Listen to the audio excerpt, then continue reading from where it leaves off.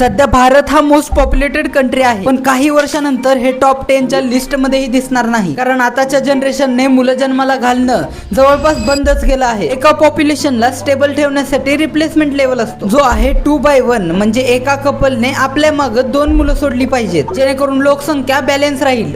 पण आज इंडियाचा रेट वेगाने खाली जात आहे आणि दिल्ली, मुंबई, कोलकाता सारख्या सिटीमध्ये तर तो आणखी जास्त खाली आहे. लोक म्हणतात की खाणं खराब आहे, पॉल्युशन आहे, स्ट्रेस आहे किंवा रिप्रोडक्टिव्ह हेल्थ इश्यूज आहेत, पण प्रॉब्लेम याहूनही मोठा आहे. आजचा अर्बन इंडियन लेट मॅरेज करतो, करिअरवर फोकस करतो, फायनान्शियल प्रेशर फेस करतो आणि चाइल्ड ब्रिंगिंग खूप एक्सपेन्सिव्ह झाले आहेत, ज्यामुळे अनेक कपल्सला वाटतं की एकच मूल इनफ आहे किंवा अजून आपण बेबी अफोर्डच करू शकत नाही. आणि काही जण तर consciously child free lifestyle choose करत आहेत. सध्या इंडिया एक यंग कंट्री आहे. जर असंच चालू राहिलं तर यंग इंडिया खूप लवकर वृद्ध लोकांचा देश बनेल, जिथे यंग वर्कर्स कमी आणि एल्डरली पॉप्युलेशन जास्त असेल. पेन्शन बर्डन वाढेल, टॅक्स पेयर्स कमी होतील आणि इकॉनॉमीची ग्रोथ स्लो होऊ शकते. सेम हाच प्रॉब्लेम सध्या जापान, साऊथ कोरिया, चायना आणि इटली सारखे देश फेस करत आहेत. कमेंट मध्ये सांगा, एका आयडियल कपलची किती मुलं असावीत.